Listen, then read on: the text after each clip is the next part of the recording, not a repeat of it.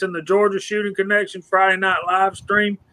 Thanks for coming out tonight and joining us. We got our regular panel members and Mr. Chico Wise and Mr. Kyle Luskin. We have a couple of special guests that we'll probably let Chico introduce y'all to. So, you the man, Chico. Sure. Thanks, guys and girls, for hanging out with us, joining us. We were a little late, so we definitely appreciate y'all being patient. Friday night, and I'm always excited about being here on Friday. So I want to welcome our guests. We got the Crazy Scotsman, the proud community member right there, and we got Mr. Echo and the Bunny Man. And as always, we got, watch this. I'm learning this StreamYard. We got this guy right here. See, this guy right here. What's up, buddy? Kyle, how you doing, brother? That would be your cue, Kyle, and you're muted. Him. I'm sorry. I was trying to get the chat up. I got the chat perfectly centered in the wrong window. And I'm sitting there going, why can't I unmute this? Hey, everybody. Glad to take it tonight. Got a pretty interesting night. Got a couple of announcements and stuff to make. It's been hotter than, oh man, it's been so hot down here. We had how'd they phrase it? Yesterday I saw, congratulations, Georgia. It's the hottest day in October that's on record. And it beat the long-lasting record set by yesterday. So, I mean, it's been back-to-back, nothing but hot. But that's where I'm at, and glad I can see everybody. And I'm going to mute myself now that I'm back on the right screen. Thank you. Good deal. So tonight we wanted to welcome our brother, the Crazy Scotsman, and he's got a pretty proud announcement to make, as some of you probably already know. And we got Mr. Echo and the Bunny Man, and we wanted to talk about, as we've been talking about lately on our channel, on our live stream, been talking about buying used firearms, and the subject of the Remington Model 700 safety issues that they've been having with what's the word, unmerited discharges, accidental. And I think that's really the only time you're going to get by with an accidental discharge is when it's the gun's fault.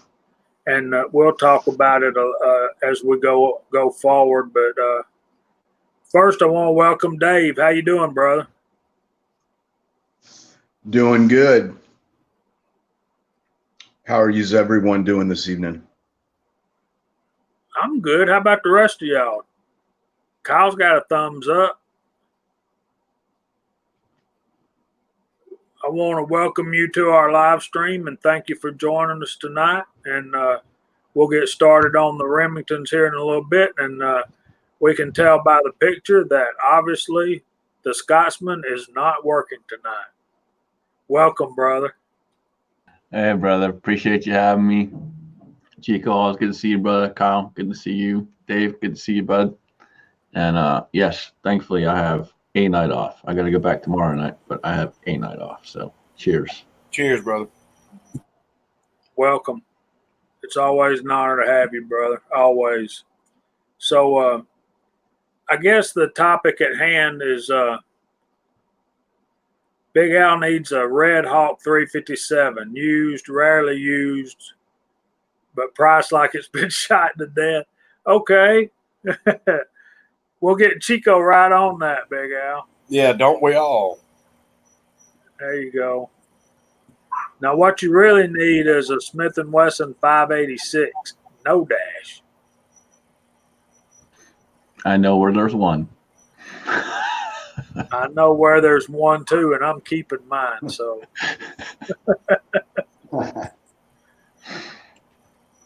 Talking about used firearms before we get into the subject at hand, somebody was telling me not long ago that they had found and ordered, purchased, and bought one of a Smith & Wesson 586 no dash. And I told him, Big E says he's got a 686-1 with the recall performed. I didn't know there was a recall, man. Maybe you need to expand on that. But yeah, he said he whoever it was, and I can't remember who it was. I got a lot of people I talked to in a day's time, but I told him basically that a Smith & Wesson revolver, particularly the older ones, are kind of like Harley-Davidson motorcycles. They depreciate in value to a point, and then they start climbing back up. And eventually they're worth more than what you paid for them. But they still leak oil. My Smith don't. But I keep cardboard under the Harley, so there you go.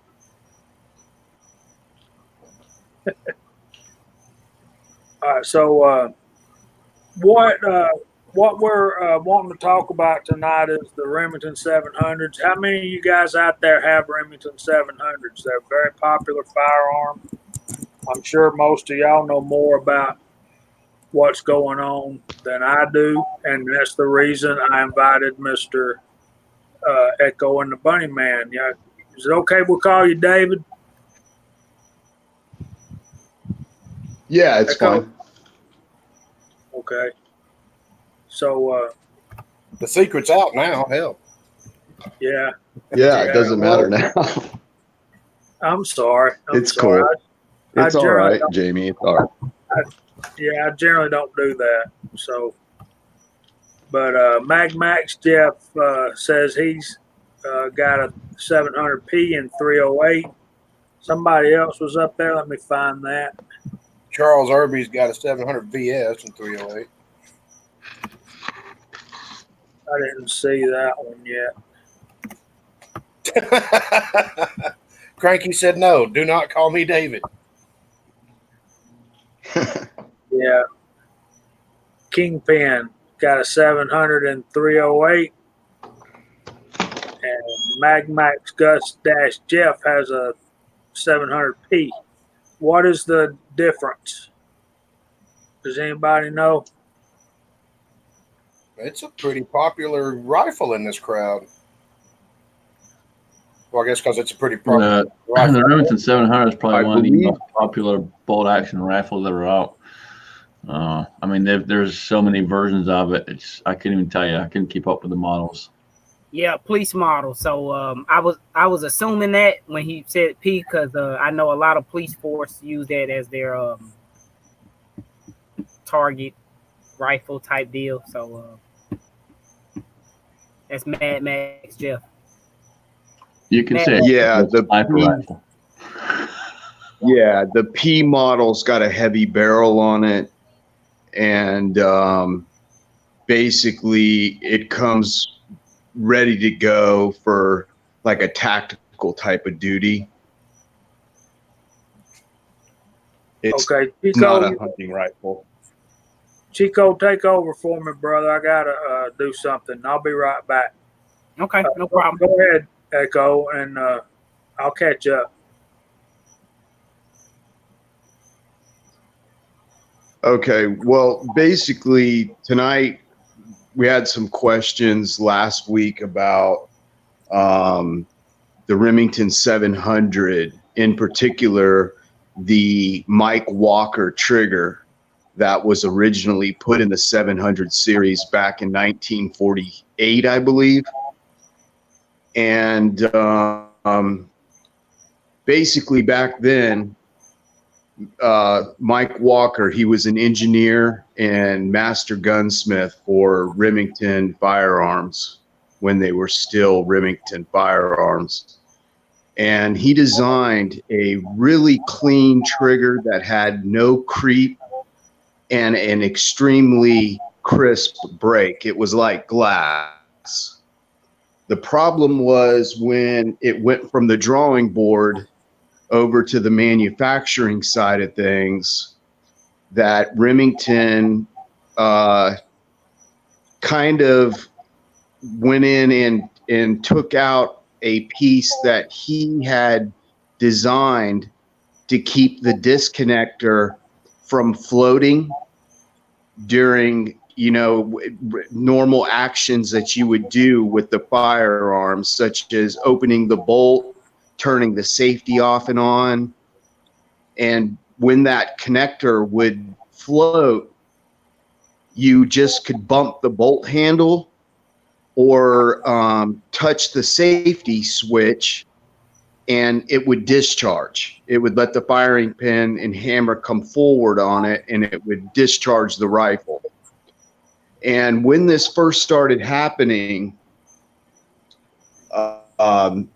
basically Remington wrote it off and kind of downplayed it and blamed it on the shooters for not keeping their rifles pointed in a safe direction. And basically there were quite a few deaths involved. And when Remington's attorneys looked at doing a recall years later, they figured it was cheaper to pay out a few wrongful death suits than to actually fix the problem, because by this time, when it was coming out to light, they had sold millions of these rifles almost. There was literally hundreds of thousands of these rifles, and with the Walker trigger. But Mr. Walker started getting a name, a bad reputation, kind of an infamy with his name and his trigger. When he originally designed it, he designed it with a piece of metal that would prevent the actual disconnector from being floated and it causing the jarring problem where you would just touch the bolt handle and go to lift it, or the safety, and the rifle would go off. And the bottom line was you couldn't keep it in a safe direction at all times when you don't know when the dang thing is going to go off. And there was a young lady and her husband on a hunting trip, and they had their 5-year-old boy with them. He was playing on the other side of a travel trailer that they towed behind their truck. She went to unload her .243, and it went off, shooting through the trailer and hitting her son, killing him instantly. And when they finally got into the investigation onto it, they found out that her rifle would fire with the safety on just by unlocking the bolt. And that kind of brought around a whole class action lawsuit, which ended up in 2005. Remington really didn't admit to it, but they started a recall on the rifles. And the way you can tell if you have an original model Walker trigger is the trigger face will be smooth on it instead of, it will have ridges on it. If you have a smooth trigger, you have what they call the X-bolt fire control group, which is basically the Walker trigger with his piece that he wanted Remington to put in to begin with to make the trigger more safe. And basically back in 48, when this trigger was manufactured originally, that part that Walker had designed to make the trigger more safe would have cost the company 5.5 cents per rifle to include. And the penny pinchers kind of got in there, and you know how they are, and made the rifle into a problem. And it was only on certain models, certain rifles. Not every rifle would do it. And it had to do with the way they installed the trigger into the rifle. Mr. Walker had a safety guy that would check every rifle's trigger before it made it off a Remington production line. When he finally retired from the company, they got rid of that person, and those triggers were being installed by gun techs instead of gunsmiths. You've got to kind of remember the origin of firearms manufacturing. where these fellas were making six-figure incomes as gunsmiths. You know, they were, you know, building these rifles, handcrafting a lot of hand fitting, even on a manufacturer line. And when they started switching over to just gun techs that were trained on solely their job to do on that particular rifle, they lost a lot of that experience and they replaced them with hourly employees. So more or less, when all of this started coming to a head and a class action lawsuit was finally filed with Remington Outdoors, they basically modified their trigger and made a recall, and they went with the original design of the Walker trigger with the safety piece that would hold the disconnector isolated so that it would not go off unintentionally. And it got so bad for a while that the United States military, they were issued, the Marine Corps was using the Remington 700 and 308 Winchester, or the 7.62 NATO version of it. And the guys on the range, the drill instructors that were teaching the sniper classes and the advanced rifleman classes, they even had a nickname for it. They would call it a Remington moment. You'd go to grab your bolt handle and lift it, even with the safety on, and the rifle would go off.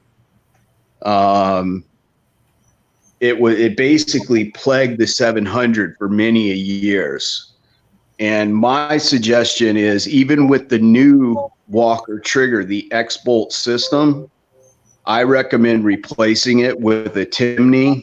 You can get them for around $110, and they do not have that issue, because they even had some problems after they modified the design back to the original one.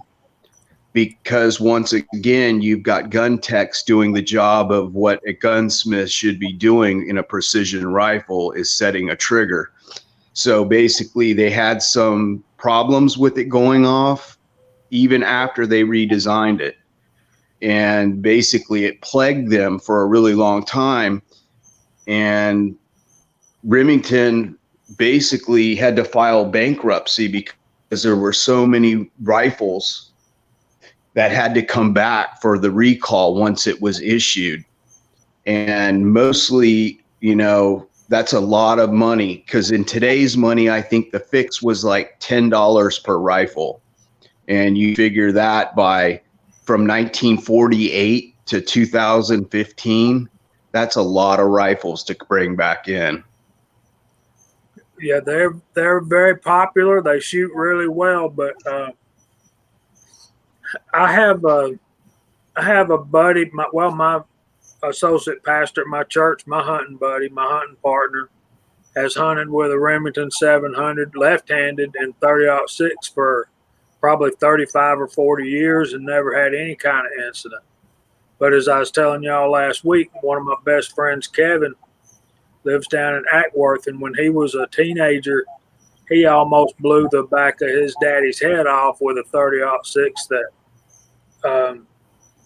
he just disconnected the safety, and the gun went off and missed his dad's head by about 8 or 10 inches. And he had to move the safety forward for the bolt to work so that you could unload it. And obviously it was an ADL, I believe. So let's get this one up here. Where am I? Here we go. Brother, that was money well spent.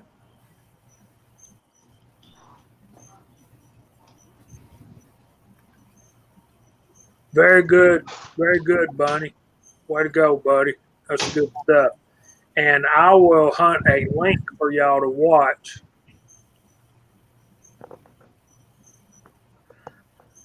If I get some time, we'll add up.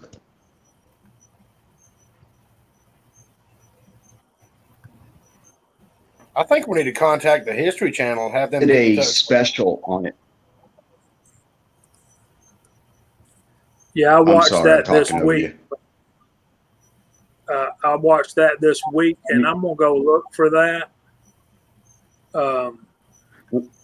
Jamie, was that 60 Minutes or 2020 that did that? It was CNBC.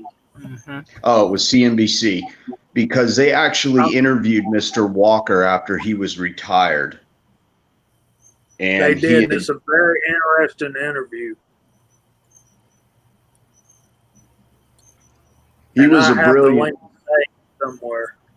yeah, he was a brilliant gun designer and engineer for Remington and worked for them for over 40 years. And he even said in his interview that there was nothing wrong with my trigger had Remington followed my directions. And basically, he was worried that he would lose his pension after going on CNBC and doing we called it back then NBC, but basically he admitted to the problems that they were very well aware of, that he had warned them about on multiple occasions, that the triggers weren't being put in correctly by the gun techs of the company when he had gotten kind of out of the actual production line and moved up in the company. And basically, Remington was aware of what was going on. They just basically were told by their lawyers it's cheaper to settle some wrongful death suits than to recall that many rifles. It would bankrupt them. And basically it did when they finally had to do it, because the courts got. Well, But if let me you have explain any question, some of the thinking there legally is I posted the link. So did Chico. Um, the thinking there is if you settle those few suits, you can put in a non-disclose clause in there so they can't tell anybody. Yeah, we're going to pay you this much money, but you're going to have to keep your mouth shut. So, Well, I think it was too yep. late at that point. yeah, and if you go and watch that video now, it's almost it's over 43 minutes, so it's about 45 minutes long, but it's very interesting. You once you start it, you're not going to get up to go get a drink or anything like that. The thing is that as soon as the way I understood it, and Echo told a little bit different variation of this, but Mr. Walker knew within a year of designing that trigger that something was wrong with it. And he went in and manufactured a fix that, like Echo said, would have cost him 5.5 cents. But you remember what your mom and your grandmom told you. If you just tell the truth from the start, and you won't have to remember what you lied about. So basically, they kept shoving everything under the rug, shoving everything under the rug. They just made more trouble for themselves. So, since we're talking about used firearms on that side of it, I did throw the link out there a couple of times to the Remington recall. And just so you guys know, if you have one and you bought it used, you can check your trigger. It shows you pictures there how to check your trigger and see if it was sent back for the recall or not. Basically, if you have the smooth trigger, flip the gun over and look at the top of it. If it has a dimple on the top of the trigger, it was sent back for the recall. That's good to know. So there is a way to know if your rifle has been back and been fixed. Yeah, and the other thing that they had some issues with that fix later on as well. And some of this stuff also had to do with people going in and doing their own trigger jobs to try to improve the weight on the trigger, and ended up causing themselves, the problems that they discovered.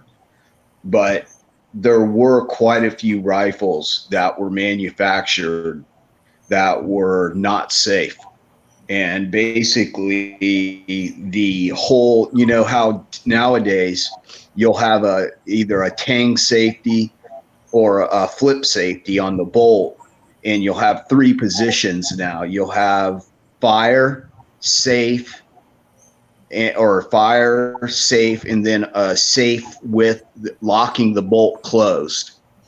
And Remington played off that as well. If you're horsebacking or you're hiking, this will keep you from getting your bolt lever caught on a brush and opening your bolt and dumping your cartridge out on the ground. Those threes got their start is because with the original 700s, to open the chamber and open the bolt, you had to have it in the off safety position, or it would stay locked. And basically there was only two positions, safe and fire. And when sometimes you just bump that safety, the click of the safety coming off or the lifting of the bolt handle just slightly was enough to let the firing pin drop cartridge in the chamber. That's exactly right. And if you watch that video that we posted the link to, you can see members of the military sniper teams as well as SWAT team police officers just touching the bolt and the gun will discharge. So it caused a major problem with SWAT team officers. They even started using Winchester Model 70s and Savages after. I mean, the Remington 700 was like the rifle for all police departments, kind of like the 870 Remington shotgun was for the cruisers. It was like a police standard, and it's what they used with their SWAT, their special weapons and tactical teams.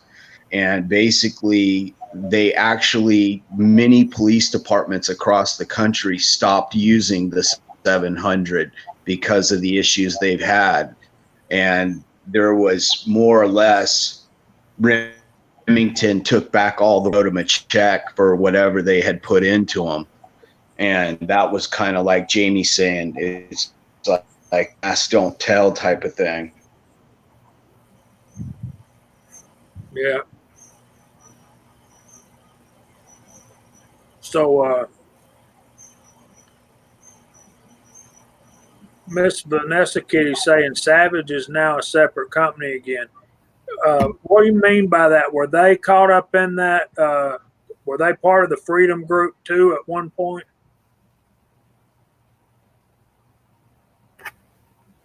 So, hurry back, ambiguity.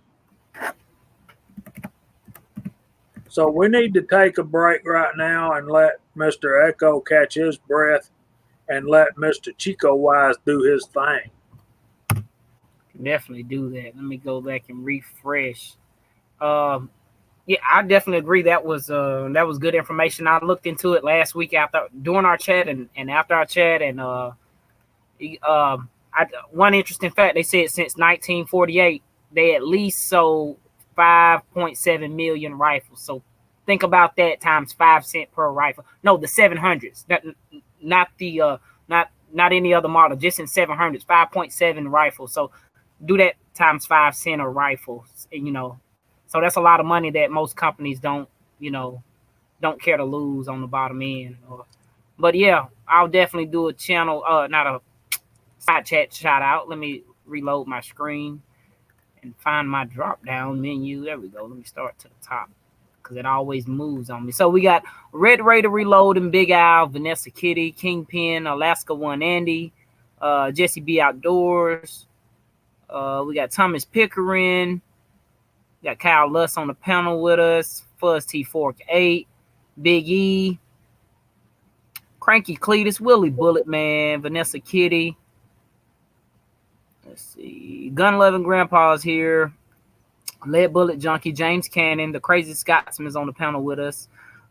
Thor's X, hey brother. We've got NY Outcast. Chris 338's always here with us. Ghost Riders in the house. Mad Max, Gus, Jeff, hey brother. Charles Irby. Rollis is here. Jeremy Gunslinger, hey brother. Jeff Huntley. Let's see, Walter Davis, 6-shooter Texan. Some of them are double because they comment more than others. OL1 guys here. Let's see. Ambiguity. I said it right again, even though I know he left.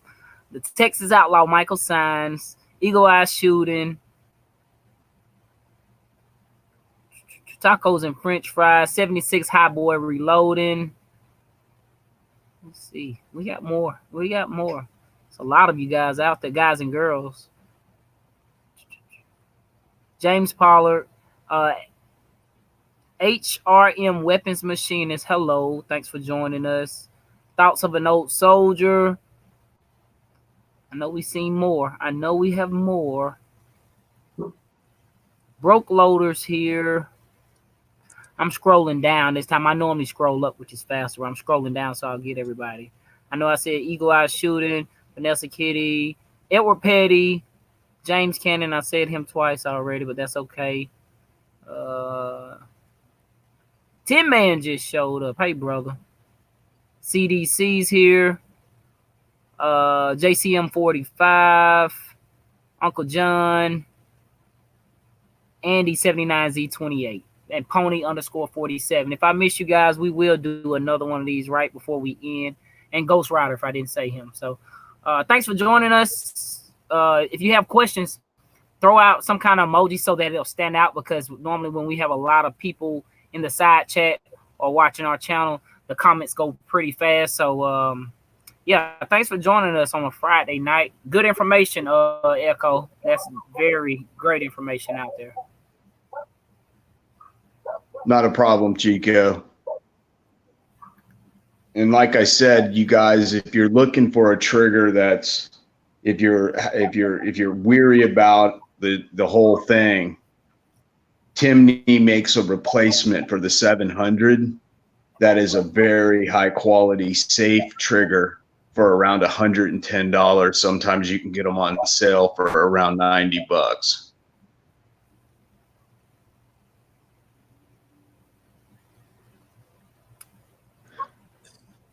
No, you know what? I wouldn't mind having a 700, man, just because of their history and the from what I've heard, all being a good rifle. I wouldn't have a problem at all purchasing a safe trigger. You know what I mean? If that makes sense. But and I was at a gun store today. I didn't ask them at all for any, because I'm all for used. I'm all for used weapons. Scotsman, you ever run? I know you have. You ever run across any good used 700s in your past? Oh yeah, man, all the time, and some beautiful ones at that. Some really nice wood stocks on them. You can find some of the good custom ones. They're real nice. Talking triggers though, if you I put it in the side chat too, but if you guys haven't heard of Huber Concepts probably makes the best trigger on the market when it comes to Remington 700s. Cost you a little bit more, but well worth it. I have met the man. I have shot this trigger, and oh my God. You talk about butter. You talk about zero felt recoil. When you use his muzzle brake as well. I mean, zero. I thought I was shooting the 22 when I was shooting the 30-06. It's ridiculous.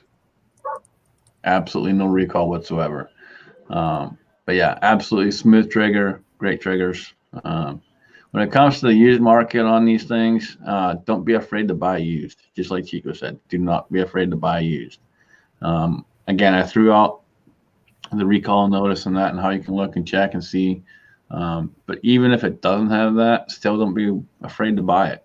You know, our number one safety is this right here. So, And that's something we need to dwell on for a minute. I don't care who makes the trigger, who makes the gun, or anything else about it. Any mechanical device can and eventually will fail. I mean, Kyle, Chico, and myself make a living fixing mechanical and electrical stuff that fails. Money in the bank. And Chico, I can attest to it. Every single night, something fails at the plant. Yeah. Every single man-made night will fail. Anything man-made. Yeah. It's just everything has a service limit on it, and depending on its use and its how much it's used, it's gonna do it just eventually. Yeah, and I've said it for years when I was in firearms too. I talk to people and they come back and complain about an issue with a firearm. It's a manufacturing piece. What do you think is going to happen? They make tens of thousands of them every day. You're just that unlucky one. They got that one out of that 1,000 or 2,000 that happened to have an issue.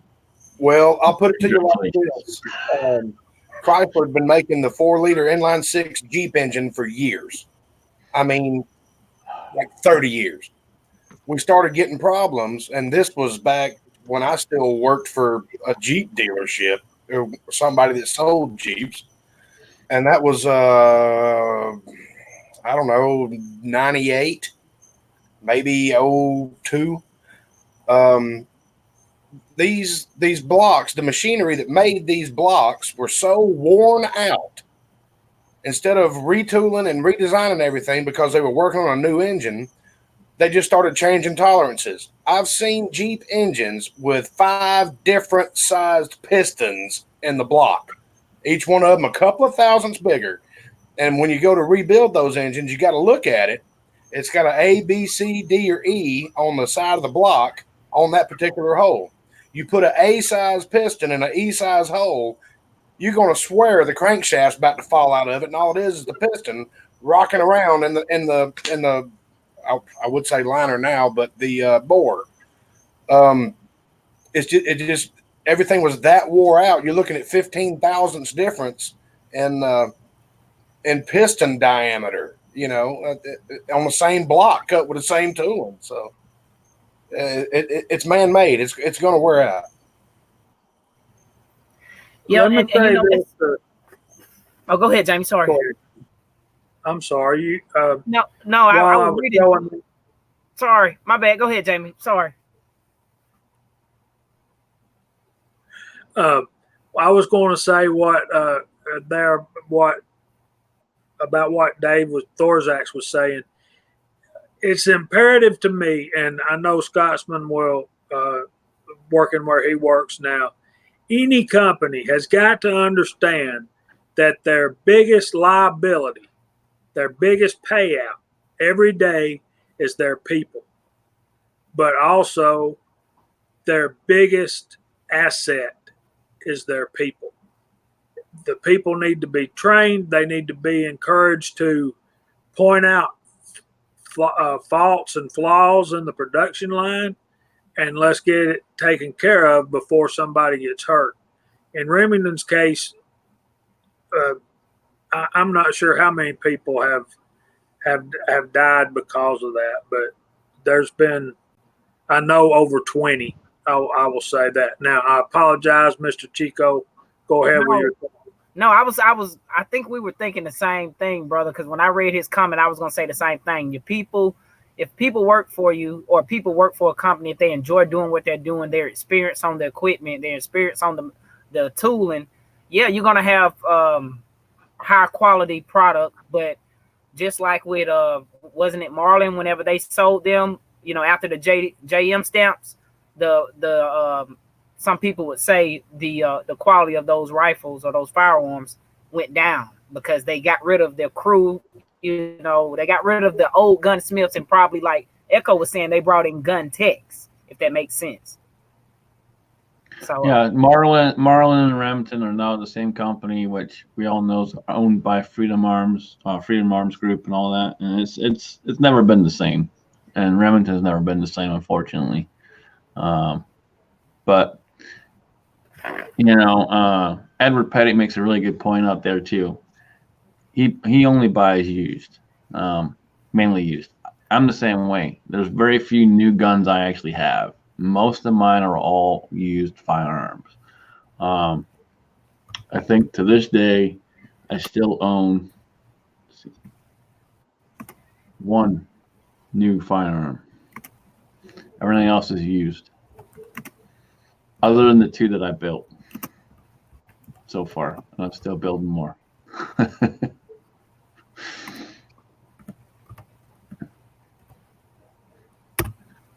Yeah, it's important. Nothing wrong with used. Yeah, there's nothing wrong with buying a used rifle. And to be honest with you, some of the old wood stocks on the early model 700 Remingtons were some of the gorgeous pieces of walnut you've ever seen in your life.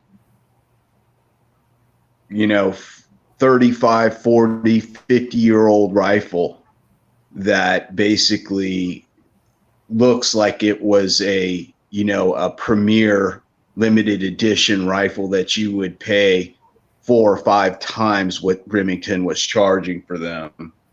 And what, like Chico was saying, when Freedom Group bought Remington Outdoors, they bought Marlin, they bought an old company that you guys probably have heard of. Is it Para Ordnance? Mm-hmm. Para Ordnance. Yeah, Para Ordnance. And they tried the same thing with the fellas at Para. I used to sell Para Ordnance 45s, and a lot of the guys were interested in them because when they first came out, they offered a high capacity double stack magazine for the 1911. Instead of 7 rounds or with an extension 8, you could get 12 rounds almost out of a 1911. And basically Freedom Group came to them, and wanted them to build a semi-automatic pistol for them, but they had the blueprints for it. Well, when the owner of Para looked at it, he basically turned around and said, "We're not going to build this pistol after reviewing it." He said, "This pistol is not going to function correctly. There's going to be some issues, and we don't want to put our name on it." So a couple months went by. They came, they fired everybody from Para, sold all their equipment and what they didn't want, and shipped it back to Remington. They sold everything, and they also did that with Bushmaster firearms and DPMS. And quality did drop with the Bushmaster at first and the DPMS line of rifles. And it was eventually brought back up to, where they build a decent rifle now. But when I bought my first Bushmaster, and that was actually a Bushmaster from Maine, from now what's called the company Winham Weaponry, they signed a 5-year no-compete clause when the owner of Bushmaster sold his name only to Remington. At the time, it was Freedom Group. Now I believe it's Vista Outdoors is what the company's called now. But the bottom line is he only sold the name because he knew eventually he was going to get back into it. He kept his building. He kept all of his CNC tooling machinery, and he rehired all of his old people back. And basically, because they turned out a very, very, very good rifle, really good product. And he wasn't exactly happy with what happened with his name of Bushmaster. Basically, they had some issues with bolts coming apart. They were shearing off the lugs on the bolts, and you were getting sometimes out of battery discharges when new shooters hadn't realized they'd sheared the bolt, and basically they were firing it with no locking and it wasn't locking the round into the breech because it had no lugs to lock it. And basically rifles were blowing up. And basically he decided to go at it again, and that's where the name Winham Weaponry came from. He just named it after the town in Maine where his building sat. I had heard parts of that story before. Thanks for clearing that up. Yeah, and Wyndham Weaponry's quality is right up there. And they're fairly priced too. They're not too bad. Their base model usually runs around $850 to $900. You guys are familiar with the Remington R51, correct? I'm not. The pistol. Biggest Chico, piece of go ahead. POS on the planet, minus a High Point and some others. Yeah. Yeah. Now, you know what the gun was that they were bringing to Para Ordnance that they refused to build? What was the same gun you just talking about? Yep, the R51. Now, and it I was remember actually Para Ordnance guns used to look well. They look good to me. Like it was a nice looking 1911. They had a combat style, the full size style. Para Ordnance did an excellent job. Para Ordnance actually used to make some competition guns too. You can still find them if you look hard for them. You can still find them, but they did an excellent job. The R51, my first experience with an R51 is it came in the shop, and one of the first things we did, past tense, unfortunately, is they'd come in and we go through every single one that comes in, clear them, check them, make sure serial numbers match the box, and so on and so forth. So we get this R51 and I rack it, and it is, and I rack it. Now I'm like, yep, piece of, needs to go back. Yeah, absolutely horrible. And I took another one out the box thinking maybe it was just, maybe it's just one, got some grit in it, whatever. Cracked another one. Yeah, no. Just horrible. Absolutely horrible. Oh, it's ugly too. I just pulled one up. To that problem. I'm sorry, Chica. Go ahead, brother. Fixed it, but it was just hilarious when it first came out. Like every one I got in store, it was just crunch, crunch, crunch, crunch, crunch, crunch the entire way. Scotsman, you know what their fix was, don't you? No, not off the top of my head. They ended up, listen to this, because it had a rotating barrel. The barrel would rotate to unlock and come out of battery. And they had problems with tolerances and angles, so it would bind, and a lot of them did, just like that. If it was stacking was involved, and what I mean by stacking, to those that don't work on automotive stuff or have an idea what that means, you have tolerances. You can be plus or minus, say, 7 to 8 thousandths of an inch. Well, if the barrel's plus 7 thousandths and the breech plug that holds the barrel into the frame is plus 7 thousandths, the barrel is going to scrape on the actual the opening for the barrel to slide in and out of during its cycling. So what Remington did was, and I thought this was one of the cheesiest things. What is that material that they put on AR-15 bolt carriers to make it real lubricious? It's a coating. It's not Cerakote, but it's talking about nickel boron. Yes, that was Remington's go-to fix. They started nickel boron coating their barrels and making them slightly undersized, so that the gun would function all up until the time the nickel boron wears off, and then you're right back to where you started.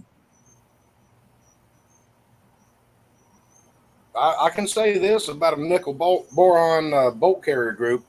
You can clean that thing with a Kleenex in about 5 minutes and you're done. You don't need any solvents or anything like that. But when the coating wears off, there it is. Yeah, if you've ever had one in any of your AR-15s, you'll notice the nickel boron will start changing colors. It'll start going almost like a metallic chrome look to like almost a goldish color, and then it'll start turning almost like a purplish blue, and that's when it's given up the ghost. It's basically from the lubricant you've used on it and from carbon fouling, it'll actually impregnate the nickel boron and cause it to start peeling, especially if it hasn't been applied correctly. Everything is in the prep work when you're talking about coating a bolt carrier group, whether you're doing hard chrome or if you're using nickel boron, or even if you're nitriding it. The metal that you have to start with has to be really refined and processed correctly for those coatings to adhere correctly. That's why I see a lot of guys, they'll buy a bolt carrier group. Back when I worked at an AR-15 SO3 manufacturing shop, and we would build stuff. Guys would bring in rifles that they thought they could put together, and then they would about a quarter of the way through it, they figured out they didn't have the skill or the right tooling to put the rifle together. So they'd bring it into our shop, and I would look at the parts were the first thing that I did, and I would be like, okay, this handguard isn't going to work. I'm like, let me guess, eBay? And they would say, yeah. And I'm like, well, this isn't even designed for a real firearm. This is designed for an airsoft gun. And basically, you got basically a barrel nut that's made out of low grade aluminum that as soon as you heat it up, it'll start the corrosion process and basically give you corrosion between the threads and the threads of the upper receiver and cause you all kinds of headache when you go to take that off, because basically the thing will start, the barrels will loosen up in the receivers because those barrel nuts will just lose their ability to hold torque. And basically the same thing with bolt carrier groups. A lot of places will sell you stuff that's made in China and stuff like that are not mil spec or even really designed to take the amount of force that a 5.56 cartridge will put off, because you're talking the high 50s, low 60,000 PSI in a 5.56 cartridge. And that's enough to cause things to break and shear and cause you all kinds of headaches and possible injury to yourself. So just make sure when you're buying stuff that you're getting it from a reputable dealer. You don't have to buy the most expensive stuff, but don't buy the cheapest stuff that you can find either. Try to find somebody that's got a reputable name and stands behind their product so that you don't end up making a mistake and throwing good money right down the toilet. Well, speaking of nickel boron, I've got a nickel boron bolt carrier group in my 300 Blackout. I have seen some flaking and peeling, but it's on the feed ramp side of the carrier. I forget who I bought it from, but I sent them an email, and they were responding with me with, well, what are you using for lubricants and stuff like that? And at that point, I was just using strictly frog lube in that rifle. And the problem is frog lube doesn't penetrate a coated nickel boron bolt carrier group. It'll apply some surface lubrication, but that's it. When it gets hot, it won't leach out like it's supposed to, and all that. And a buddy of mine was like, well, that right there should tell you that frog lube's junk. and I'd take my M&P, throw it in a damn mud hole, pick it up, rack it about 3 times, pop a mag in there, and just mag dump it. I'm like, you tell me that stuff doesn't lube when it gets warm. The problem is with nickel boron, it doesn't accept the lubricant. It's like a cast iron skillet. You can't season that coating. All you get surface penetration only. And of course, they never said anything about that. This was a gun that I put together over like 3 or 4 years. There's not a cheap part in the thing, and it's probably one of the most expensive ARs that I own, and it's a 10-inch pistol, and I've got a Daniel Defense, so I've got some money sunk in this thing. And they said, if you can provide me a receipt with where you bought it and when you bought it, we'll warranty it. I was like, that was 5 years ago when I bought this bolt carrier group. I ain't got no damn receipt. And they're like, well, that's all we can do. I was like, okay, whatever. But it's still been functioning fine, but I went back to conventional lubes, aka on an AR, we're looking at grease and stuff like that. But I've been keeping it lubed, and the flaking has stopped. I mean, it was like it was rubbing on the magazine followers and just scraping the coating off because I don't know. But that's the only problem that I've ever had with nickel boron anything. The bolt in my 308 nickel boron, it came factory from Weatherby with it. And so did the trigger, and that's an amazing trigger in that Weatherby. And everybody that says they want to shoot it, before I can be careful, it's a hair trigger, it goes boom. Chico, you experienced that in Tennessee. Be careful with that trigger. It's going bam. Whoa, that's quick. yeah, it is. But it's so smooth, but it just is what it is, and I looked into that gun, so. Any reputable company will stand behind their product.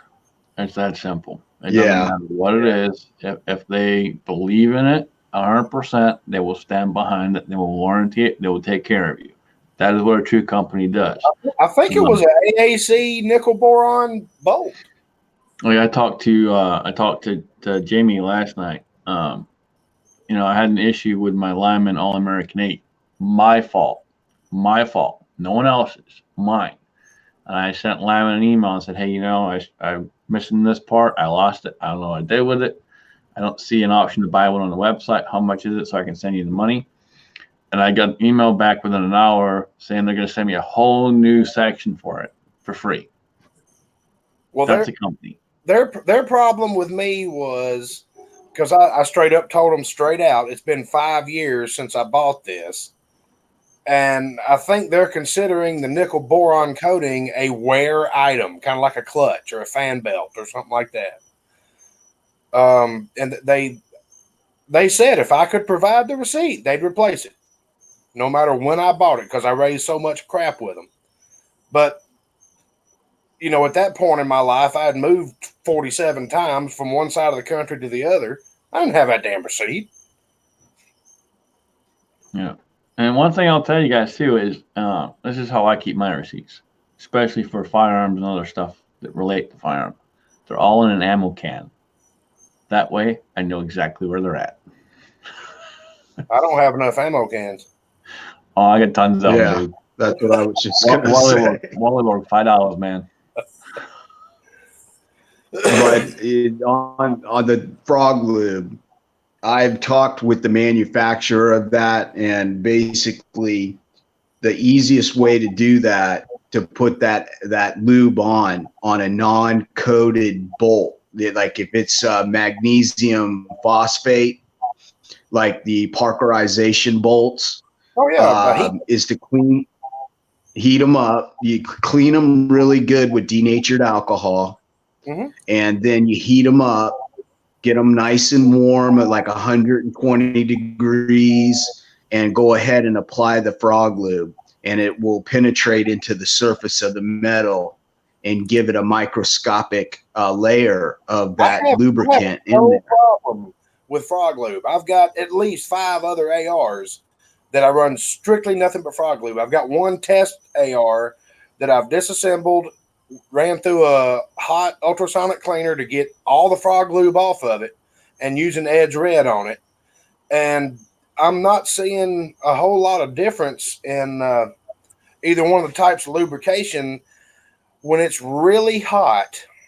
And where I go shooting in western south central Georgia in July, it's 110 degrees, and you run 5 or 6 30-round mags through it.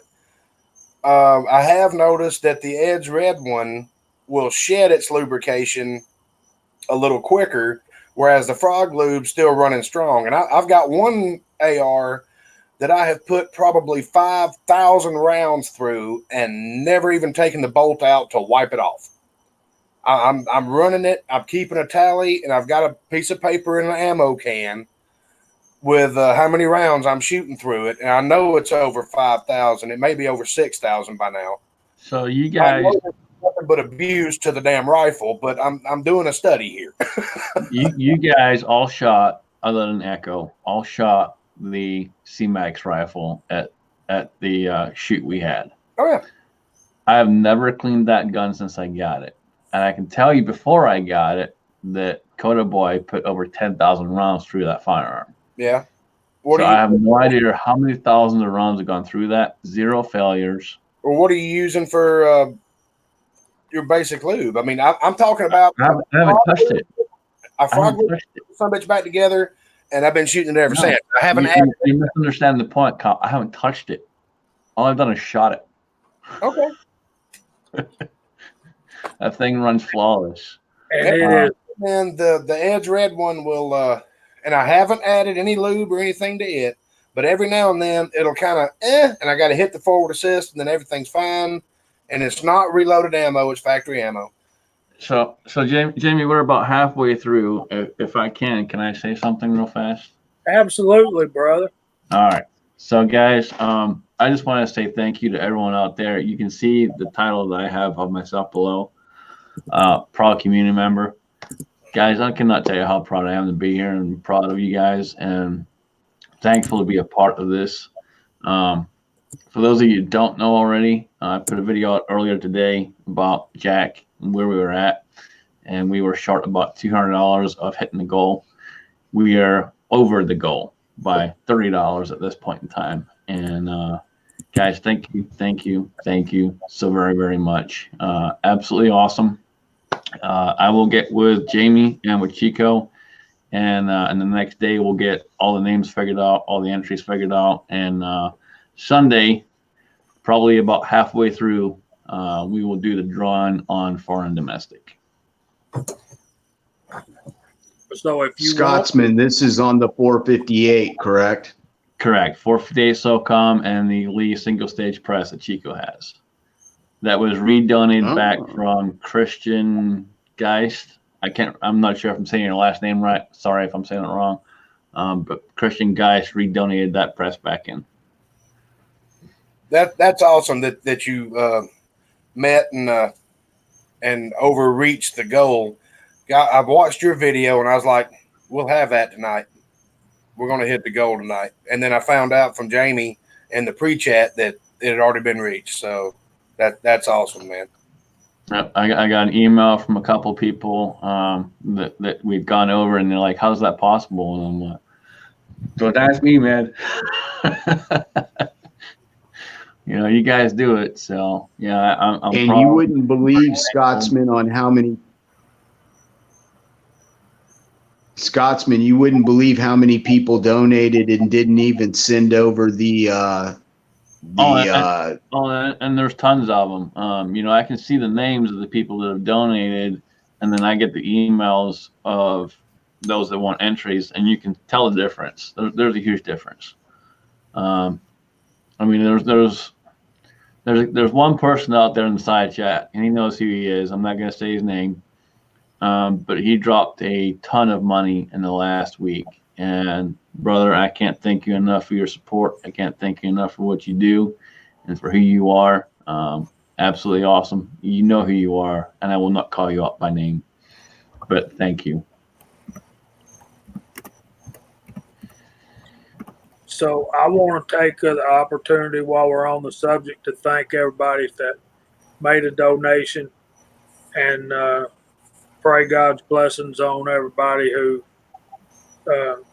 particularly the ones who didn't want their entry in. If you have made a donation and you do want a chance to win, make sure you send me, Chico, or the Scotsman an email and let us know, and some sort of screenshot or whatever. I'm just overwhelmed. I don't know what to say except thank you, thank you, thank you. And I know the money will go to good use by Mr. Holster and Jack. Maybe Jack will get some gourmet type dog biscuits. I don't know. Maybe not. Jack, But, a brand new bed. well, I want them to have what they need in this fight for Mr. Holster. That's what's important. And there's more out there suffering in our community than you know. And we just found out a couple of more in the last week or two. And my heart goes out to all of them. They're my brothers. They're my family. I love them and wish them nothing but the best. And you guys are overwhelming me with how well you've responded to Jack. And so basically, I said all that to say this: if you want a chance to win the SOCOM, or you want a chance to make a donation, you've got probably till what? About Let's say by noon tomorrow. Noon Eastern tomorrow, because we got to get together and exchange, make sure we got all the same emails. If not, who's got what, and so on and so forth, and get that figured out. So let's say by noon tomorrow. and I want to take it a step further and say that we couldn't have done this without the help of Bear Creek Arsenal, who've been so gracious and so giving to our community in need. And if you're looking at something and you're thinking about making a purchase, I would ask you to at least consider doing business with Bear Creek Arsenal. Yep, absolutely. And if you guys jump over there and you see some of the prices and you go, well, that looks really cheap, they stand behind their product. We're talking about companies tonight where, you have an issue and so on and so forth. They stand behind their product. So any issues you have, they will take care of it. I have reached out in the past. Again, I talked to Jamie last night about an issue I'm possibly having. Don't know for sure yet. An issue that I saw posted somewhere and reached out to the person I have at Bear Creek Arsenal and talked to them. So, it's really easy. Jump over there if you're looking at building a new AR or anything like that. Their uppers are real cheap. Their barrels are real cheap, but their quality is right up there. I've bought one from them. I have one in 6.5 Grendel, and it is a very, very nice barrel. And I'm looking forward to shooting it here pretty soon. I gotta get some ammo and shoot it, so I can get some brass so I can reload it. Yeah. Also, Dead Zero Shooting Range also helped out on this giveaway, donating some stuff. So if y'all ever in that neck of the woods, whenever we went up there, we had our YouTube shoot.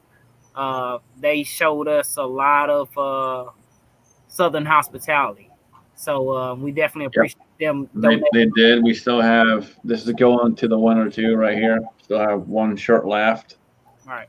So this goes as well with the winner. And we're going back. We're going back. Oh, we are going back. That's for sure. I was going to say we can't see the shirt because Jamie's too busy reposting everybody's link or everybody's messages. Can you see now? There you go. All right. That's also going to the winner. So, and if it don't fit you, I'm sorry. I've had limited options available. It was, hey, any chance you'd help with this? And they're like, hell yeah. And they donated a few different sizes. So if it doesn't fit you, just wear it anyway. It was awesomely amazing when we were all there, because we were all sitting there getting to know everybody, because it was the first time a lot of us have met each other.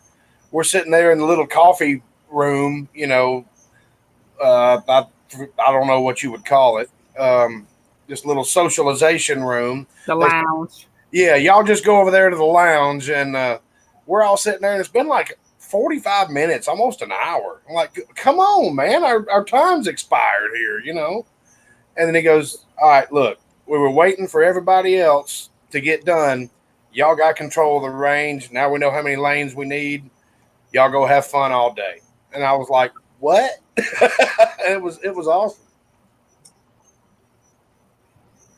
They really went above and beyond to accommodate us, and all of them are very good people. Yep, absolutely. That is no joke. There's a reason that not only did I get all the free stuff they gave me, but I spent probably $200 just in stuff myself, just to thank them for what they did for us. Yeah, when I get unfinancially embarrassed, I think me and a couple of guys from work are going up there and becoming members, so we can just take weekend trips up there and drag a camper with us, or stay at the same little motel, because hell, that place was great. But other than the 3-4 hour discussions with the owner that you're trying to eat your breakfast, and you're planning on being there for 20-30 minutes to eat breakfast, and you're there for 2 hours. Yeah, you're the one that stopped the minivan. He was just trying to run the dog off.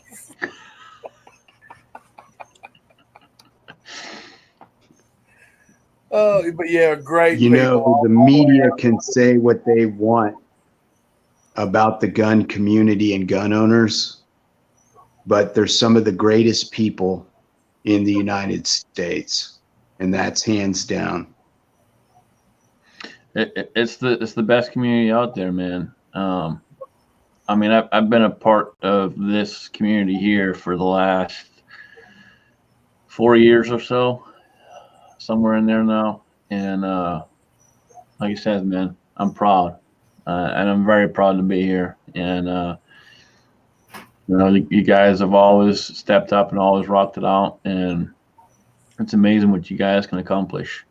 And it's not me. It's not me. I get people thanking me all the time. I might instigate it, start it, but it's not me. It's you. I've been commenting on everybody's videos for 4 or 5, maybe 6 years.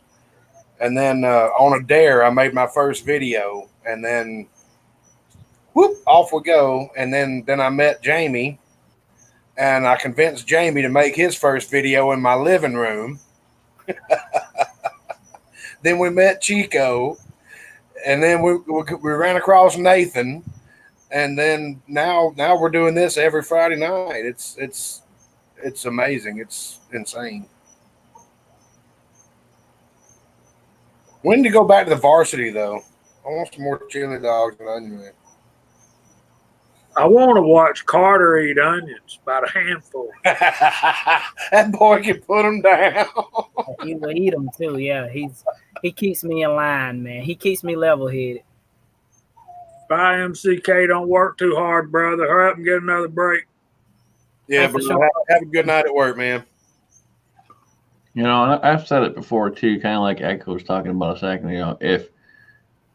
If the media could see this type of thing here, see what's going on, see how the community comes together, see all of this, what kind of difference do you think that could possibly make? It's insane, because everything that's always posted is always bad stuff. There's never anything good.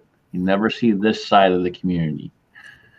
I know. I hate to be negative, but they'll never look at it because they know what they'll find.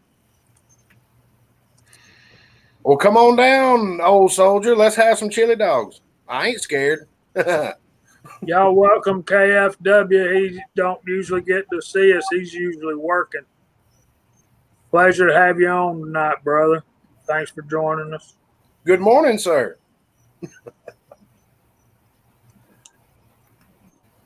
and you'll have to Next forget. time you guys go to the range, I may have to come along and challenge Chico to a pickled egg contest. Pickled egg. It's either that or pig's feet, pickled pig's feet. Your choice. Your choice. Your choice. We'll do the pickled eggs. You talking about shooting them or eating them? Am I mute? Oh no, I'm not muted. Okay. David, you talking about shooting them or eating them? Eat. Oh. Yeah, you're going to have to go with the pickled eggs on that one. Yeah, I haven't had either one of those real quick. But back in my younger Chico days, little Chico days, I tore some of those up. More pig feet than anything. But yeah, we always have a good time whenever we meet each other. The times I've met Jamie and Kyle and Nathan and the Scotsman a few times, and other members in our community, man, we always, it's like, just like we were talking when we was at Dead Zero, we had already been interacting with each other on these live streams. And when we finally met, man, it was like we already knew each other. It was just so much love and support for everybody. I enjoyed it. Tread. Chico, you got to bring your little beach seat. That way we can just watch your hand go up for the beer. That was Jamie's seat. Yeah. We did have a great time. And Old Soldier, I'm looking forward to it, man. Hit me up when you come down this way, and we will go to the varsity. Yep. I agree, brother. We'll meet you. I'll definitely go. We're going to take over the varsity. Oh, man. See, this is what I love about Friday night. Everybody just gets together and just starts shooting the breeze. It's like we're all, even with the side chat and everything else. It's awesome. Well, I try to put as many comments up there as I can, because we don't, if we were just going to sit around and shoot the breeze, we would just not have it public on YouTube. We'd just have a private hangouts or some crap, which we are not unlikely to do at any particular day or evening. But we do this mostly for our viewers and to try to help bring the community together and let everybody get to know each other better, and then set up those situations where we can meet face to face. It just builds lifetime relationships. And now we're sitting here talking about pickled eggs and drinking beer and farting, and that's what men do. So I was going to say, if y'all going to get into a pickled egg eating contest, I'm going to make sure that y'all are in the same room and I'm on the other end. yeah. Oh no, Kyle, you're not missing out on this one. I'm going to be like Chico. Grab that pickled pig's foot, the one with the big hangnail on it, and give that to Kyle. I ain't scared, brother. I just pity the fool that's shot up with me. Here's a better subject to talk about. How about them Braves? Did they win tonight? Nah, I don't know. They were up in the third inning when I went to pick up the kids. They won 3-0. Oh, okay. Fulton-Evich pitched 8 innings of scoreless baseball. They left him in there for 8 innings. Good, because they pulled what's his name too quick last night. They pulled him way too quick. They were trying to save him for Game 4. You got to get to Game 4, leave his ass in there, and let him pitch. That's what you pay him to do. Oh God! Now we're talking sports. All right. So since we're coming up with topics, I'm going to come up with a topic for, and I hope I'm going front this way. Damn it! If you haven't seen Jamie's latest video, he's up here somewhere, over here somewhere. I can't. This damn StreamYard. He's over there. Over there. There we go. He's over there. Right there. If you haven't seen his latest video, go check it out. It's awesome. And It's very, very good, and I'm excited for it because I don't have a 30-30 yet, but I may have found a deal on some ammunition. And so you know what that means? It means I'm going to buy ammunition, and then guess what comes after the ammunition? Yeah, I got to figure out what kind I'm buying. Gotta have something to shoot it in. And you know what? I'll say, it's a guy in our chat. He's got an awesome video, and I'd be excited to see him make a few more videos. So a lot of us reloaders, casters, we powder coat, but this gentleman, he high tech coats, and to me, in my opinion, he's got the best video on YouTube by far. It's probably got about 10,000 views, I think. Are you talking about Cranky? I am. He's got the best high-tech instructional video on YouTube, in my opinion. I've watched that 15 times and still don't have the balls. He sent me some high-tech powder and I don't have the balls to do it. I'm going to do it. I'm going to do it soon. I'm going to try it out, man. But y'all check out Cranky Cletus, man. And because we'd like to see some more videos, him post some more videos. I know. Yep, we put the pressure on, brother. Yes, I did. Yes, I did. Here come the squeeze. Here come the squeeze. It's my first 30-30 video, Gary. I think you already seen it and commented on it on the Reloaders Network.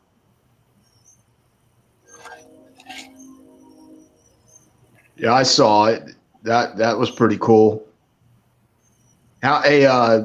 Jamie, did you notice any cratering on the primers, on the Winchester primers?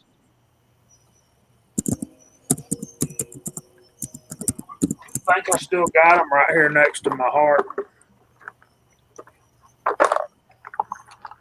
I already deprimed them, but no, I did not notice any cratering. They just backed up a little bit, and yeah, that's fine.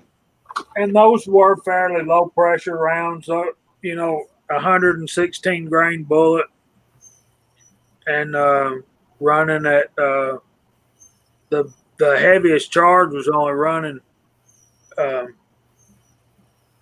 2,000 feet per second. So you probably didn't have enough obturation of the primer itself to hold itself in there. Then that sounds like really low to me. Well, that's excuse me. It is low for that light of a bullet. With a proper powder charge, that bullet ought to be running close to 2,500 feet per second. It sounds like you just had enough to get it out of the barrel. Well, if 1,850 feet per second up to 22,050 feet per second. Yeah.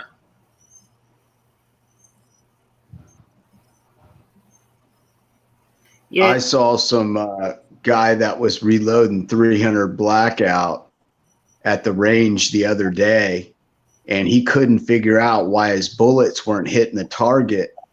And he was a new reloader, and I'd been talking to him for a while. And so I said, well, go ahead and fire your rifle. Maybe I can, see what side of the target it's going to. He's at a 50-yard mark. And he's got some 200 or 220 grain bullets, and he's shooting them subsonic. Well, he's firing, and I'm looking, and I'm really sight impaired, legally blind. I can't see where they're hitting. And his daughter, he's got this cute little 9-year-old girl. She keeps pulling at his shirt sleeve or at his tail on his shirt. And goes, Daddy, Daddy. And he's like, hold on a minute. Next thing she goes, they're hitting right there. And I looked down, and these bullets were only making it maybe 30 yards out of the barrel, and they were hitting in the grass and knocking up dirt. I'm like, hold up, don't shoot anymore. Those things are barely making it out the barrel. Yeah, you gotta have a square blow. I'm sorry, guys. I just realized that my laptop was almost dead, so came back to the reloading room. There we go. I'm back. Warsaw leaving us, Chico. Yeah, he left. He said he was going to bed. Thanks for showing up, brother.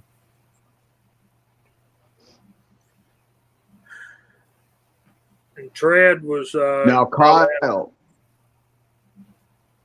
Where? Kyle, it's my understanding that you're a hand model by trade.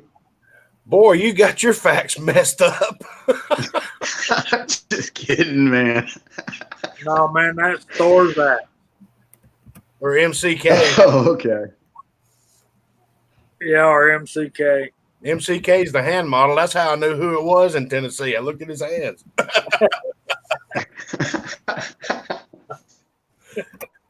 Yeah, you walk up to somebody walks up to you and says, "Hey, Jamie," and I'm like, "Hey, man." Nathan looks at me and goes, after all the pleasantries were introduced, he goes, "Who the hell's that?" I said, "Hell, I don't know, but Jamie knows him."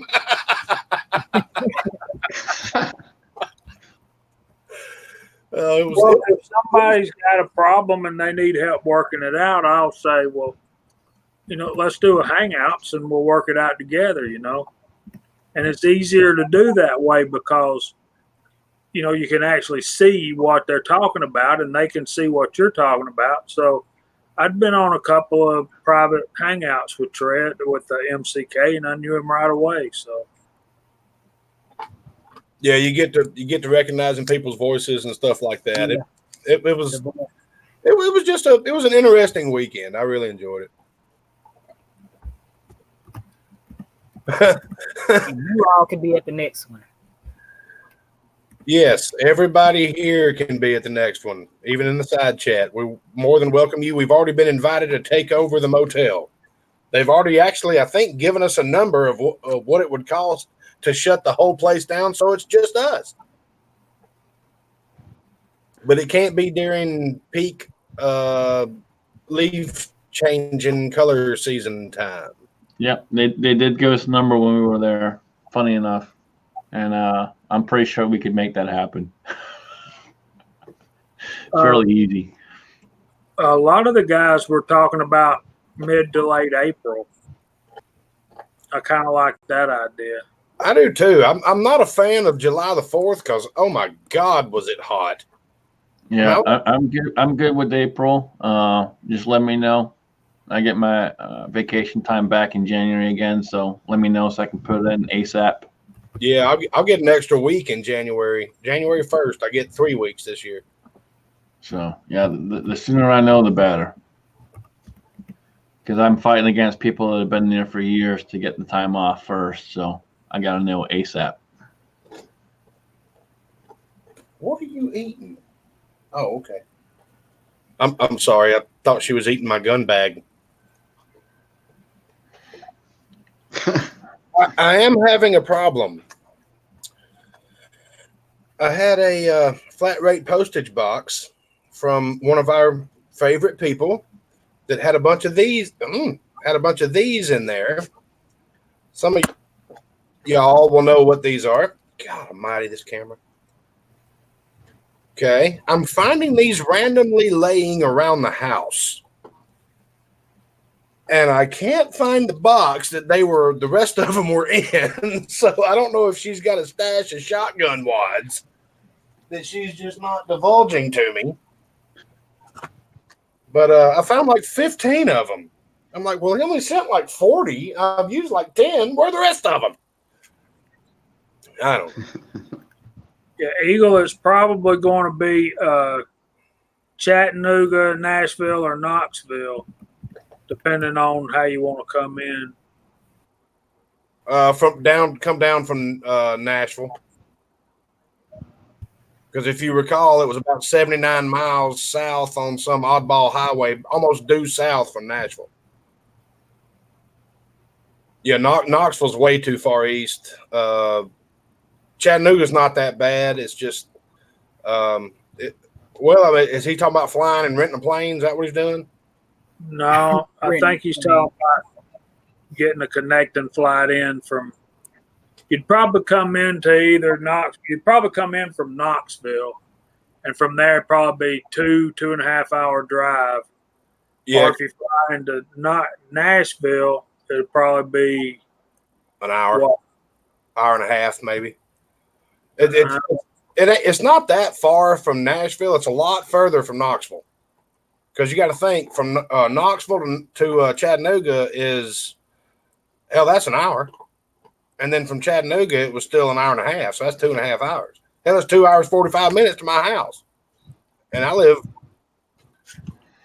Kyle, quit trying to do math, man. In Georgia? Do what now?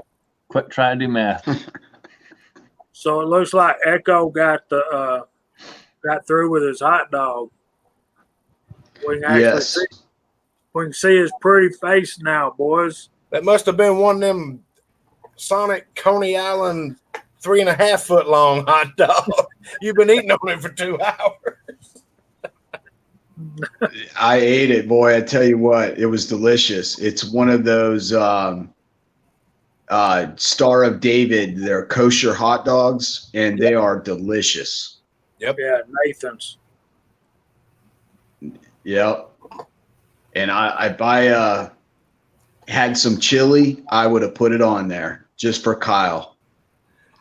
I had some leftover homemade enchiladas. I boiled the dried chilies and all that stuff, made the enchilada sauce and all that. And the boys just devoured that within 15 minutes of getting here. So I guess I'm eating some leftover chicken wings.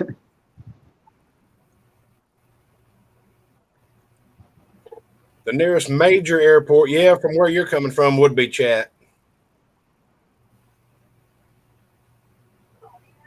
Well, that's the majors. I mean, the closest one to Spencer is 68 miles away. So, I mean, if he was coming from where he's coming from, he could fly in there. It's a major airport. I didn't know if flying into Nashville would be easier. I mean, we can pick him up in Chattanooga on our way up. True. Yeah, it's hard to beat a Nathan's hot dog, man. And then you also got Nashville International Airport, which is 104 miles from Spencer, Tennessee. Yeah, you got to go around the mountains from there. You can go through them from Chattanooga. Yeah, but if he flies into either Nashville or Knoxville, I can pick him up. Yeah, either or. Hey, man, you got to ride. So if he flies to either one, I can pick him up because I'll be at Scott's. So depending where Scott's at, whether it be Nashville or Knoxville, I can pick him up. Right. Yeah, that Knoxville airport is McGee Tyson Airport. It's 133 miles. So they're all within 30. Yeah, last time I went to Knoxville, so I'm pretty sure that's where we'll be again. We'll be Knoxville. So he's got options, man. And if it's cheaper to fly in Atlanta, me and Chico and Kyle pick you up. Yeah, we'll pick you up down there. South. We'll go. Look at you, man. You got so many options. Or we can get Nathan to pick you up on his way up. He's coming right by there. Yeah, we all got you, brother. We'll figure it out one way or another. You just let us know where you're flying, we'll get you. I think he wanted to figure out when we're going. That way he can plan it.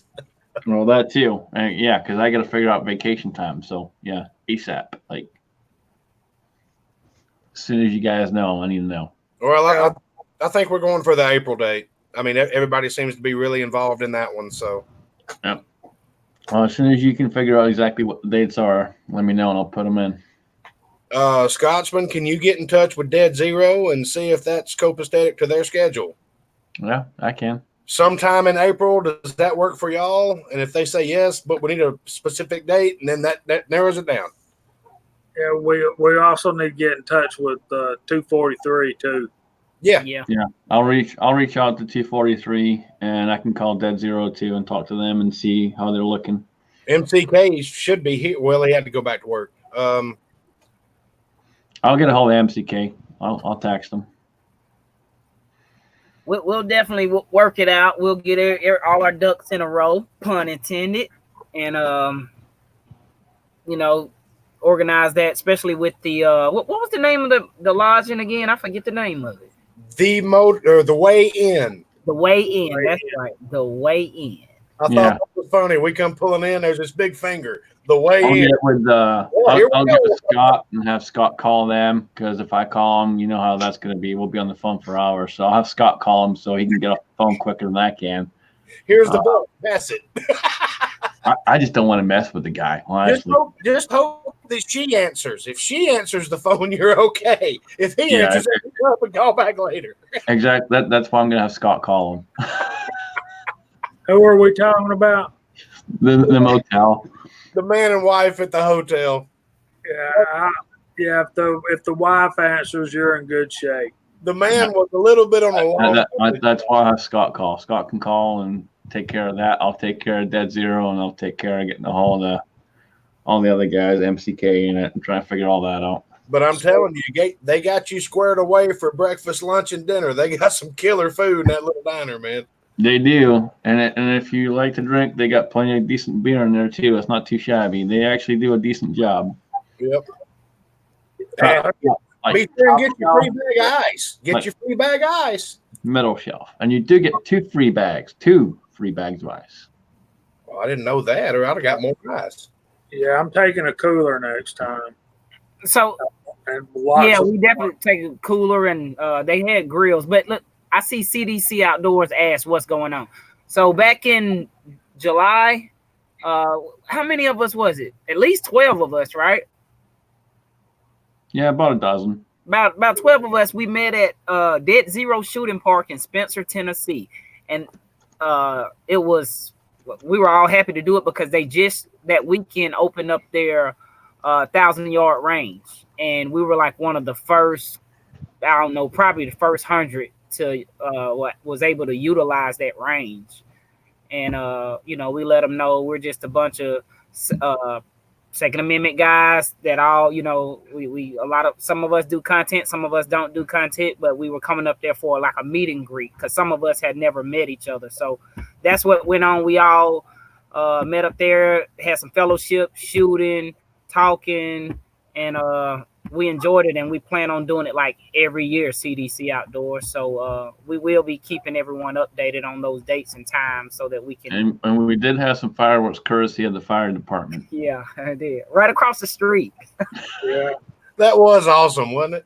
And we also had some fireworks on our Friday night live stream due to the sheriff's department pulling somebody over.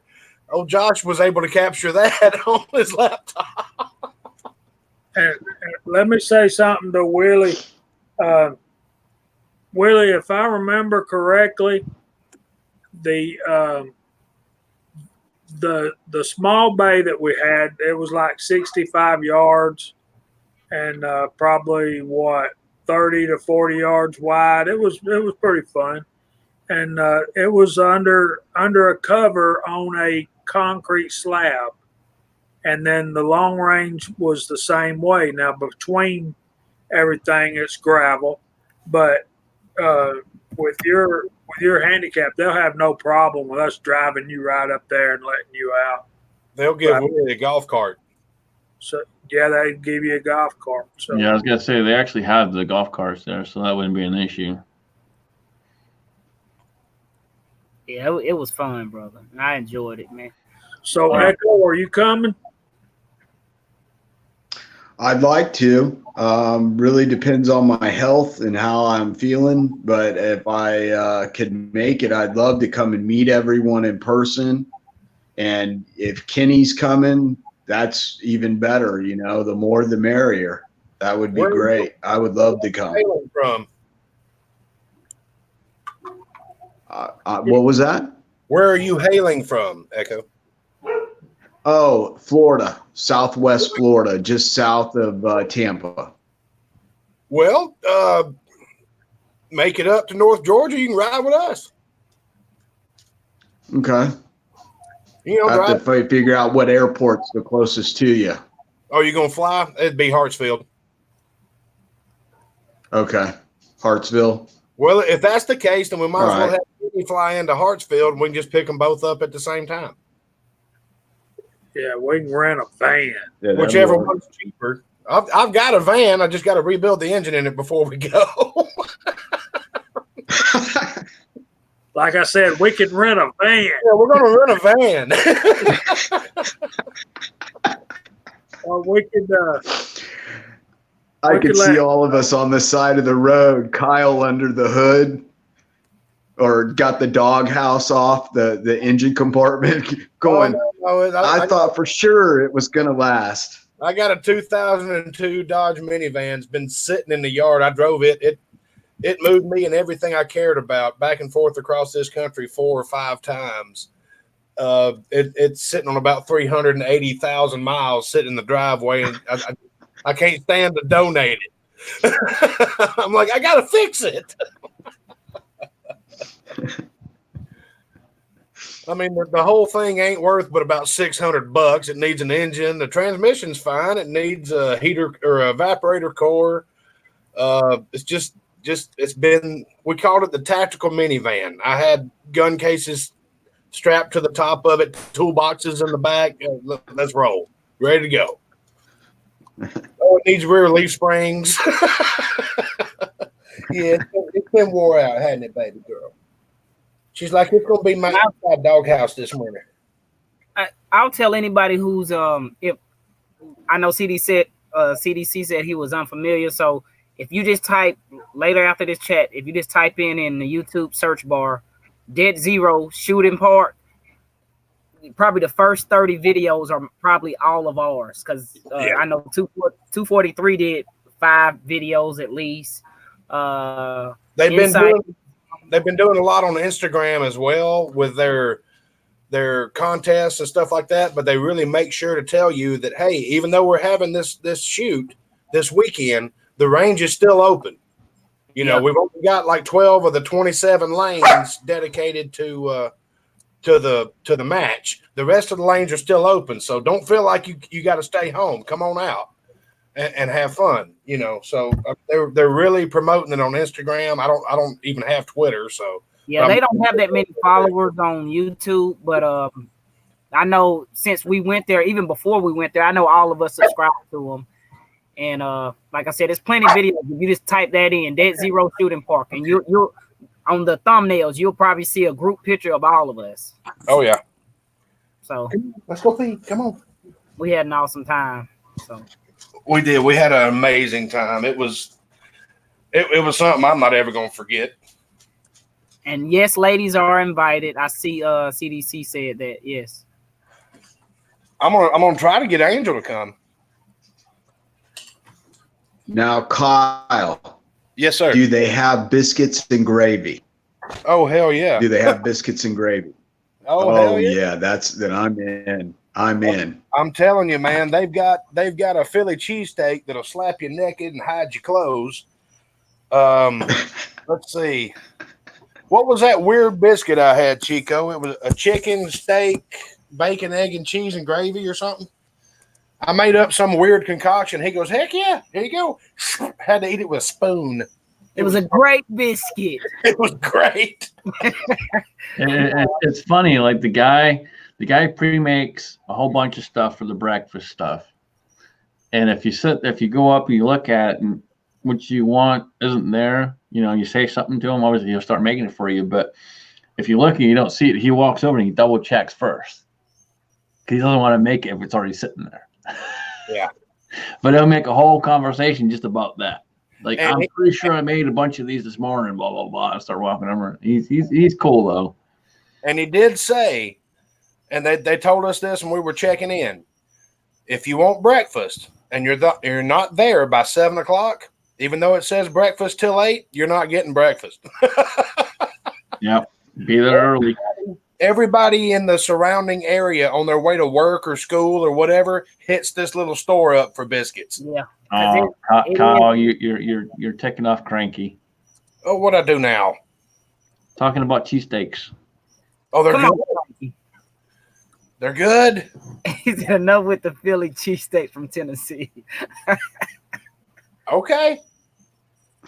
So we got Ashley from StreamYard dropped in on us. And we have loads of bacon popped in. Hello, Ashley. Oh, Hey, Gun Street. Hello, Ashley. I told her no one from Hangouts ever popped in on any of our live streams. I think she might be from Gunstreamer since that's what's in her name. Oh, Gun Streamer. Yeah, StreamYard. My bad. Reading is fundamental. Is that what you're saying? Yes. All of my videos do go straight to Gunstreamer as soon as I turn them public. So there. It's okay, Ashley. Hooked on Phonics worked for Jamie. Yeah, it's always good to have another supporter out there, especially 2A supporters. So heck yeah. Yep. Yep. Very glad you could make it. There we So- go. That's a kitty. I knew she would say hello. Yeah, we like to have women in our community also, so we're not biased. We're trying to get Vanessa Kitty on this live stream for the last 2 years, and she won't do it, even though she's built an amazing backyard and loves to post it all over Instagram. Well, let me say something about Miss Kitty. Well, we're glad you could too, Ashley. Miss Kitty, I saw that on our local news. There was a B-17, a World War II vintage bomber. In case y'all don't know what a B-17 is, I know y'all do. Y'all know more about it than I do, but yeah, I think she said 8 people passed. So yeah, y'all remember those families when you're praying. And it's getting. What happened, Jamie? It crashed. It crashed at the airport. I think it was. I think it was one of those historic flights where they actually took paying customers up, and it crashed on takeoff. It was a commemoration flight. Yeah. Yeah, it was pretty sad. JCM, what in the world is going on? You know, JCM, I got the same thing going on with Full Ed Taco. And I don't know if I accidentally blocked him at some point and went back and unblocked him. I know I've unblocked him 4 or 5 times. So it's crazy. But, yeah. I think you're right clicking too much. Yeah. 12 souls on board, all in hospitals, very critical. Yeah, one of them did die. Yeah. It's very sad.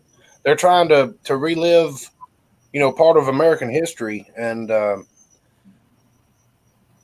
something tragic happened, and it ends up, hurting other families. So yeah, that's very bad. And losing one of those historic aircraft is a shame as well, because who knows how many miles that bird had on it, and how many families are alive because that plane kept them alive. I'm glad that it was called the Flying Fortress for a reason. I'm glad that you phrased that way, because I was going to say the same thing, but then I was like, well, that's pretty much going to slap everybody's family that had somebody involved in that accident right in the mouth, and I couldn't think of how to do it. But yeah, you're right. That plane right there saved a lot of lives. Yeah, a lot of them got shot down, but that was what Trump said back then, is we could build them faster. The Germans could shoot them down. The Japanese. It's the one that had the turret gunner in the bottom, had a tail gunner, 2 gunners in the side, and yeah. Yeah, and you know what else? Just a little piece of history.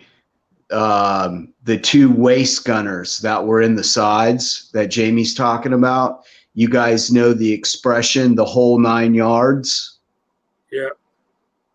That came from the waist gunners in the B-17.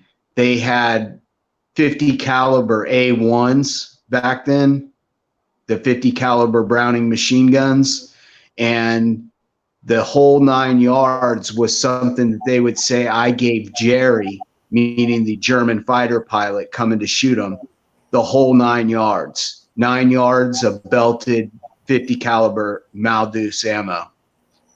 That's where that expression came from. Because after all, happiness truly is a belt-fed weapon. I Yes, also sir. saw something that said A belt fed 50. Let's be specific here. A belt fed 50. Well, I saw something that said you don't have to worry about magazine bans as long as you switch it over to belt fed.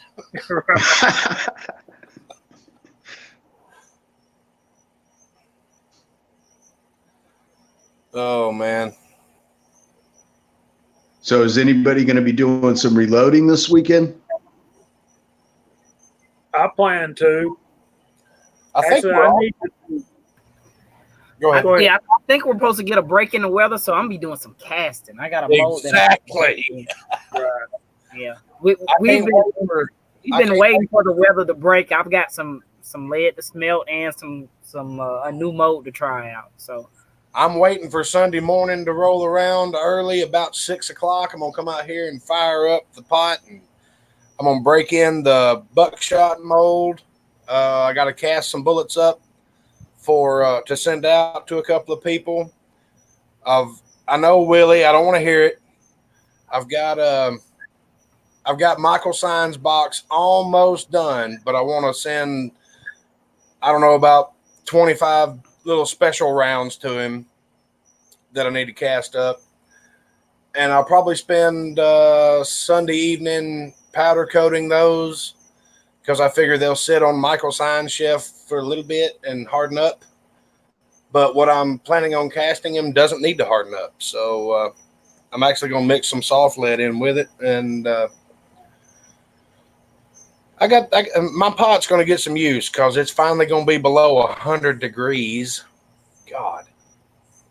Yeah, well, we're taking Rigby and Chris to the fair tomorrow, so I'll be busy early in the morning, and then I got a side job to do, and then after that, maybe I can at least do some smelting, if not some casting. So we're just about at that time. I want to thank everybody who made a donation for It's All About Jack, and thank Mr. Echo for his eloquent poise this evening, and Mr. Scotsman, as always, for joining us, and hopefully we'll have some more guests coming up in the next couple of weeks. I got a couple of guys I'm talking to. We like to try to give the newer channels some exposure when we can, so hint, hint. So with that, Mr. Chico, would you like to go down the room for us? yeah, I definitely will. Thanks everyone for being here.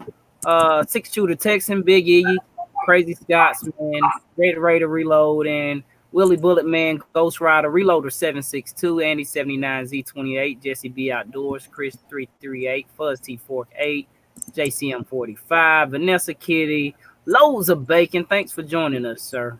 Simpson Road Larry, 67 Rebel SS TAMC. Well, we got a lot more people. We thank you for joining us. HRM Weapons Machinist, Jerry 1911, Ashley at Gunstreamer. You just gained yourself a subscriber. Dead Horse, Vanessa Kitty, Lead Bullet Junkie, Big Al, Cranky Cletus. So many of you. Thank you for joining us. Thorzax, who else? I don't want to leave anyone. Biggie, PC Bullet Empire. I know Uncle Jim's out there. Uncle John, Floyd Hicks. So many of you. Hey, we really appreciate it. I know I probably left some dozens of you out, but thank you. You guys know we appreciate you being here and always. So if you got any questions or something, you can all find us on all the familiar social networks, TRN. You can probably go to our about section in YouTube. Most of our emails will be there. So I'm gonna do some casting this weekend. I'm just gonna do it, and I'm still looking for a 308. That's it. Kyle, go ahead.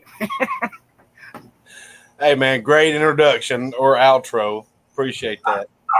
Had a ball tonight. It was very good. I swear to God, the History Channel needs to get with Echo and the Bunny Man. And I mean, that could be an hour-long episode right there. Killer information, man. Thank you so much for coming. Scotsman, as always, it's been a pleasure. Of course, you know, I'm just saying that as a formality. I'll talk to you about it later. But yeah, I agree with Chico. Thank you, gentlemen, for having me. It's fixing to be casting weather up in Georgia, so or down in Georgia. I say up because we're starting to get some more northern temperatures. It's just been so hot you can't do anything. Your seatbelt buckle will give you a new tattoo. I'm looking forward to breaking in a couple of new molds and casting up some stuff I need to send out. And then, yeah, probably tomorrow night I'll be sitting here on Uncle Jim's chat doing some powder coating and just listening to everybody. And if anybody wants me to hop on, I'll hop on if I can. If I'm too busy, then I won't. Going to take my dog to my buddy's house to give her a bath because I have no outside water and it hadn't rained here since July the 4th. So I'm out of water in my rain barrels. That's the way I usually bathe her. There's that. I'm still going to round up some shotgun wads. I'm pretty sure I can find a couple more through the house. Yeah, I got a busy weekend planned, but it's all going to be fun and it's actually going to be cooler. I might actually get into the fall spirit and maybe go buy a pumpkin. Who knows? But I appreciate it, guys. I appreciate everybody coming out, and thanks for putting up with us for the last 2 hours. Okay. All right, Echo, what you got coming up, my brother? I'm going to be mounting a scope on my Ruger precision rifle and getting some load data worked up on it. And I've got a couple of videos I'm in the process of trying to get done. I'm just kind of OCD and the quality isn't there. So I'm doing my best. Well, it's always admirable, but if I did that, I'd have never put out my first one. So, yeah. We're going to love you anyway, brother. Come on, put it out there. All right. And with that, I will do, James. We'll see what the crazy Scotsman's got coming up. Well, thanks for having me, brother, as always. Always a pleasure to be here when I can be here. Everyone in the side chat, thank you. Thank you all for the support. Ashley from Gunstreamer, thank you for jumping in. We definitely appreciate that support. Hopefully I can get back to some regular videos now that we are pretty much almost done with the giveaway here. Like I said, me and Chico and Jamie will coordinate, get everything sorted out, and we will do the drawing halfway through foreign domestic on Sunday night. So Sunday night there will be a chat, 7 Eastern. We'll make that happen. And then also I'm gonna have some mail call. I turn around the camera and show what's right here and like right over there and right here, but it's a mess. But I owe people some mail calls, and I'm gonna do one giant mail call video just so I can knock it out, get it over with. Not that it's a bad thing. I just want to try and do it all in one because I owe so many people a mail call video. When I do giveaways, fundraisers, I try to keep it focused on that and not try to do other stuff while that's going. So sometimes stuff builds up. So we're going to knock that out. And then I got some 44 Magnum loads coming up as soon as I get the replacement parts from Lyman. So we'll do a series on that, the 44 mag. And I got a couple different powers to play with, including 2400. And yeah, should be fun. Looking forward to that. The Dillon 650 will be rocking it out here pretty soon again. I haven't had a whole lot of time to reload.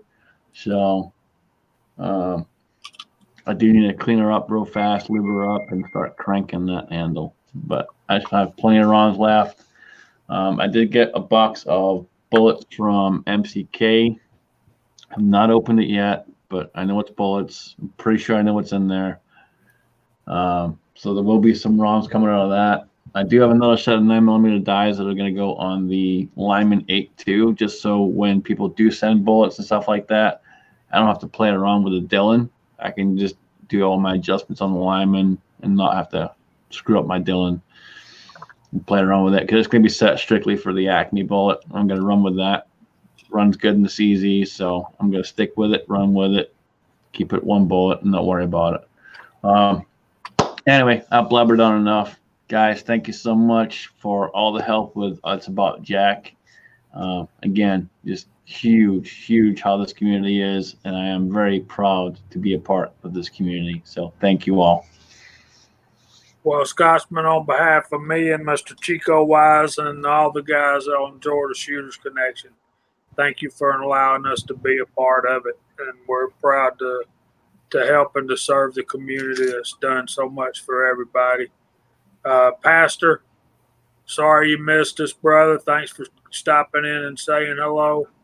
Ashley from Gunstreamer, thank you. That it means a lot to us that some of y'all show up. And I want to encourage everybody to check us out on the Reloaders Network. I, for one, post my videos there usually at least 2 days, if not 4 days, before I turn them public on YouTube. We're trying to support the Reloaders Network as much as we can. There's also a community tab there where you can check out Headspace, which is a YouTube style, not a YouTube, Facebook style thing. And then we've got Slack, where you can send us all private messages, and all of us guys are there. Echo, are you on Slack? You are, aren't you? No? Is that the gaming deal? No. Never mind. Echo. No, I'm not. It's the Reloaders. I've been on Discord and just YouTube. I'm not real big into social media, to be honest with you. I've only been at this a couple of years. Well, we have a messaging service on the Reloaders Network called Slack, so you'll have to go on and get signed up and start. We need you on there, man. You're full of knowledge and stuff, especially history. So listen, guys, we're running on, we're running over. Check us out on the Reloaders Network. Check us out every Friday night here on the Georgia Shooting Connection. And we'll see you next week, Lord willing. God bless everybody. And thanks, everybody, for joining us. Y'all tell them bye. Night, everyone. Take it easy.